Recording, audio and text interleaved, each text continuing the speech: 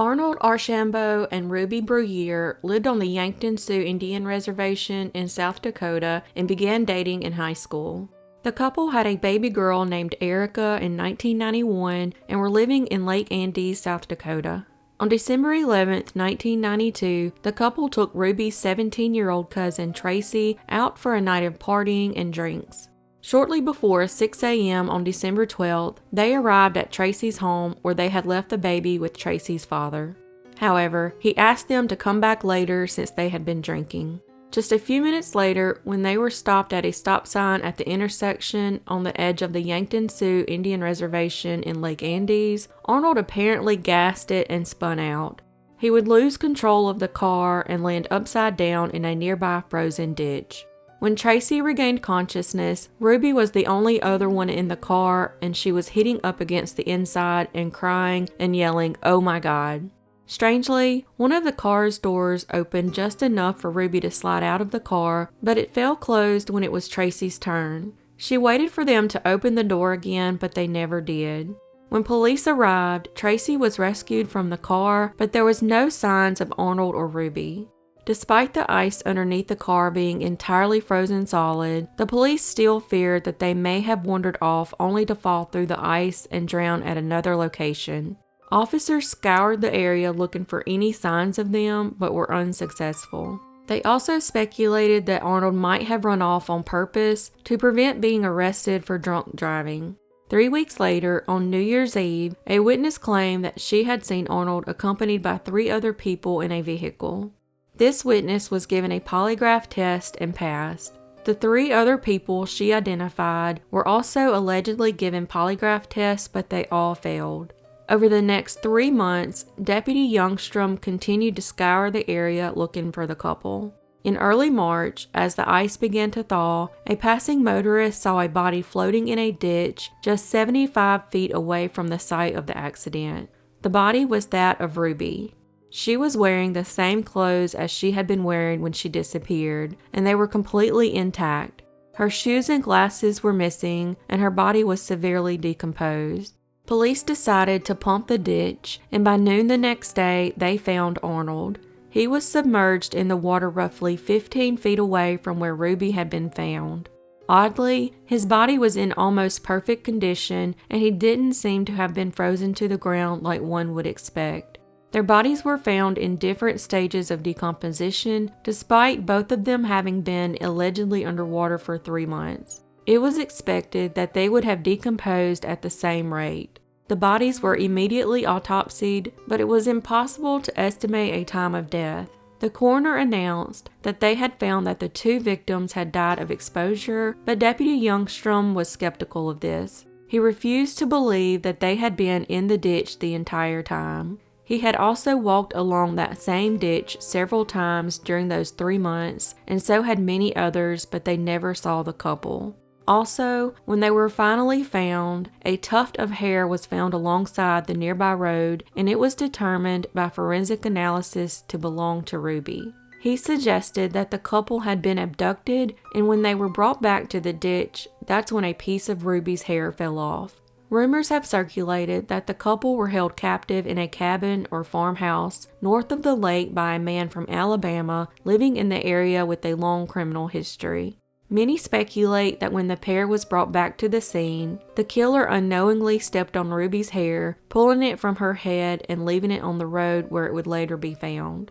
Also, a set of keys were found in Arnold's pocket when he was dragged up from the ditch, as well as what appeared to be 2 house keys. Deputies were unable to find the vehicle or the house to which the keys belong. Authorities have been unable to locate 2 men driving a dark Blazer-style vehicle who were seen near the ditch just a few hours before the bodies were discovered. Ruby's father stated they had to die someplace else. Somebody had to come and put them back in there again to make it look like that's where they died. The FBI closed this case in 1999 as they found no evidence of foul play and felt that Arnold and Ruby died accidentally. However, some officers involved in this case, along with Arnold and Ruby's families, still believe that foul play was involved. As of today, this case remains unsolved.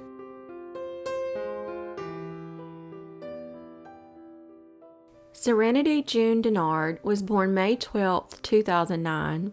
Sadly, according to her parents, Serenity suffered trauma as a result of her early childhood experiences, which is what most likely caused her to develop multiple psychological and mental health disorders. As a result of her conditions, she suffered from behavioral problems, including running away and threats of self-harm. When she was just a toddler, she was removed from her biological parents' care and then stayed in about a dozen foster homes, and both of her birth parents ended up in prison. In October 2014, she was adopted by foster parents that had cared for her for several months and lived in Sturgis, South Dakota. Several months later, her adoptive parents would divorce and she would live primarily with her adoptive father. After being placed in a psychiatric center and receiving years of outpatient therapy which failed to help, her father and stepmother felt that it was no longer safe for the 9-year-old to remain at home. In July 2018, they sent her to live at the Black Hills Children's Home in a remote, wooded area outside of Rapid City, South Dakota. The school provided intensive inpatient therapy and schooling for children aged 4 to 14 years old. She was expected to stay there for about 14 months. Her adoptive parents would make continuous visits to the school several times a month to see her, and she was only allowed to call them twice a week. She had a few incidents while at the school, including hiding from the staff on multiple occasions, and once she ran away while playing outside, but the staff was able to catch her. On February 3, 2019, 2 staff members were watching over some children playing in the gymnasium when all of a sudden, a child would run out of one of the doors and one of the staff members would chase after her. As this happened, Serenity took the opportunity and ran out as well. However, the remaining staff member couldn't chase her because it would have left multiple other children unattended. Serenity would run out of the gym as another child was being dropped off by her grandmother. They saw her run out and began northbound on South Rockerville Road. She was not wearing a coat and the temperature that day was around 0. The grandmother instructed her granddaughter to stay in the car and watch where the little girl went as she went inside and told a staff member about the incident. The grandmother then went back to her car, at which point her granddaughter had lost sight of the child. They began driving to look for her, but she was never seen again.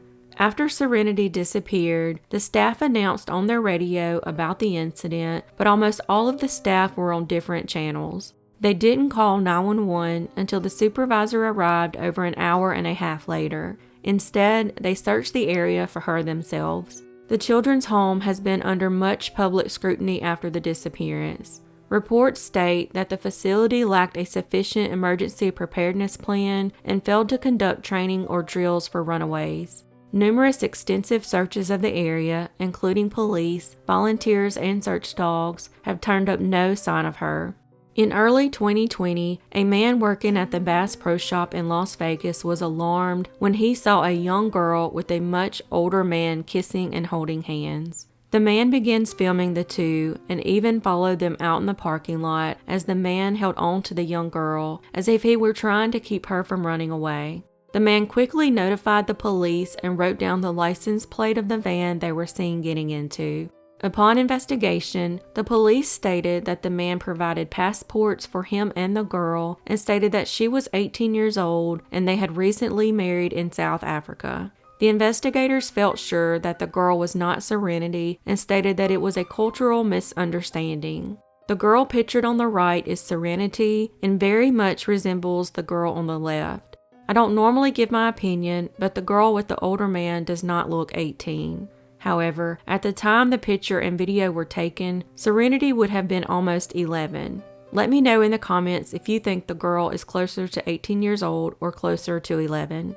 If the girl is not Serenity, I still find it alarming, especially the way he was holding her arms as they walked toward the van.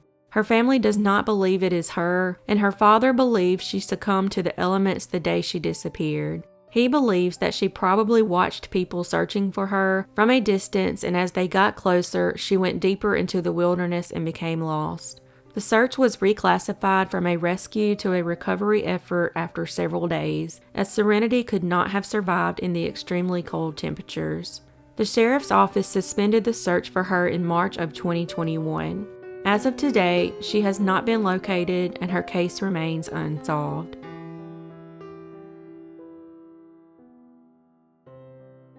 Tamara Ann Haas, known as Tammy, was born on April 13, 1973, to Steve and Nancy and lived in Yankton, South Dakota, where she also graduated high school. On September 18, 1992, 19-year-old Tammy and her boyfriend Eric were last seen at a homecoming party in Yankton at a farmhouse at 897th Road about 11:15 p.m. Around that time, several people at the party claimed that they heard yelling coming from the area of Eric's car, but no one checked it out. The next day, when Tammy didn't show up, her family reported her missing. Her body was found 5 days later in a ravine not far from the farmhouse where the party was held. She was found by a golfer searching for golf balls just across the South Dakota border into Nebraska near a golf course. The autopsy showed she had died from hyperflexion of her neck. Authorities believed the injury to be a result of foul play and said at the time evidence showed she had been in the trunk of a car and dumped in that ravine. Her estimated time of death was listed between 12:35 and 1 a.m., over an hour from the time she was last seen at the party. The autopsy also showed that due to the pooling of blood in her body, she would have been dumped in the ravine approximately 30 minutes after her death. She had multiple defense wounds and a tear in her intestinal wall consistent with blunt force trauma. She had abrasions on her back consistent with being dragged across asphalt. Yellow paint from the road was also found on her body. Her clothing was covered in urine from 2 different people. One urine sample was matched to Eric. Another partygoer claimed that as a joke, he urinated in Eric's car through an open window at 11:35. Eric told police that they left the party at 10:45 and went to his parents' house. He claimed that she took off walking to her aunt's home between 12:30 and 1 a.m., and that was the last time he saw her. Several people that traveled on that road during that time period denied seeing Tammy walking. The partygoer that urinated in Eric's car stated that he saw Eric cleaning his car the next day, and he assumed he was cleaning it because he had urinated in it. When Eric was asked by police about washing his car, he did not mention anything about urine. A friend of Eric stated that on the night of the party, Eric came to the restaurant that his father owned and calmly stated that, "I think I killed a girl," in the midst of their conversation. Investigators would find one of Tammy's hairs in the trunk of Eric's car, and fibers were found on her clothing that matched his floor mats. Plastic was also found on her clothing that matched plastic found in his trunk. He claimed that days before, they shared a beach towel that was in his trunk, and that is why the hair, plastic, and fibers were found. Just days before the statute of limitations would expire in 1995, police arrested Eric for her murder. He was tried on third-degree manslaughter in 1996, but was acquitted. Since the crime took place near the Knox and Cedar County line in Nebraska, the trial was set in Nebraska instead of South Dakota. The jury sent a question to the judge during their hours of deliberation about whether the crime had to take place in Cedar County, Nebraska, for Eric to be found guilty. The judge answered yes, and since prosecutors couldn't tell the jury where the alleged altercation between Eric and Tammy had taken place, he was acquitted. Judge Maurice Redmond, who presided over the trial, was rated the worst judge in Nebraska in 2004 by the State Bar Association, stating that he sometimes showed partiality in the courtroom. After his trial, Eric moved to Minnesota and got married. His wife stated that when she later found out about the trial via Facebook, that she confronted him and he allegedly admitted to killing Tammy. His wife then divorced him. Sadly, Tammy's gravesite has been vandalized many times, and her killer has not been brought to justice. As of today, this case remains unsolved.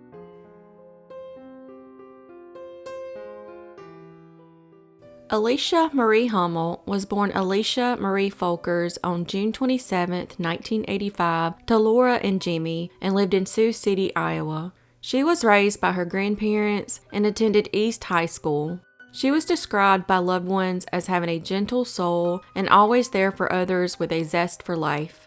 When she was a junior in high school, she met Tony Hummel and the two began dating.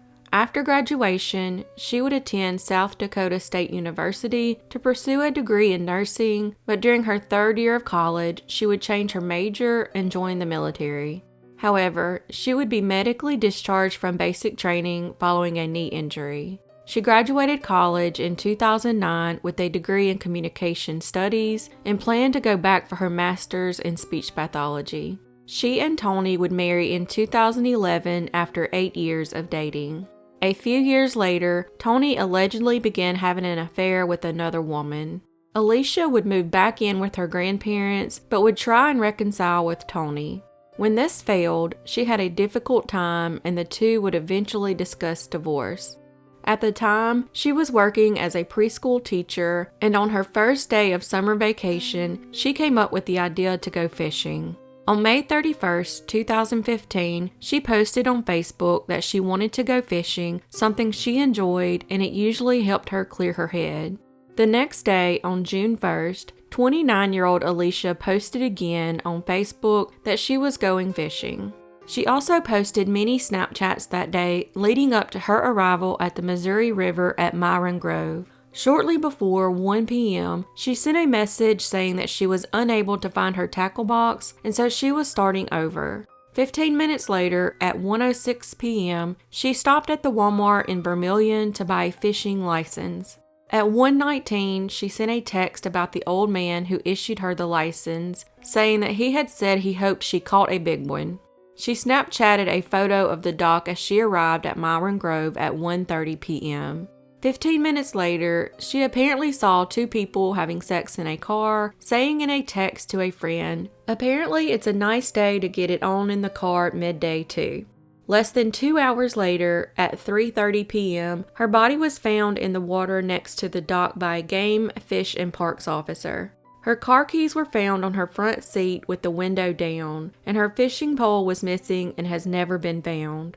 Around 5:20 p.m. that day, she was reported missing by family and friends. Sadly, her family was notified of her death at 10:30 that night. Her cause of death was drowning, but she also had blunt force trauma and wounds to her neck. While law enforcement contends that Alicia may have seen something that day that she shouldn't have, those close to her have a hard time believing it was a random act. However, investigators say that Tony has an alibi as he was in Pierre at the time of her death. The state worker who found her body and a nearby resident saw a vehicle leaving the area, but only had a vague description of it being a dark car. Investigators put up surveillance cameras at the scene after the murder in hopes of someone returning, but that never happened.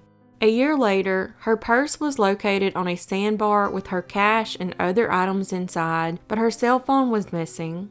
Investigators have not released her autopsy results to her family, saying it may contain information only the killer would know. The manner in which she was killed also holds clues that could eventually break the case. Alicia's loved ones continue to search for justice and closure, but as of today, this case remains unsolved.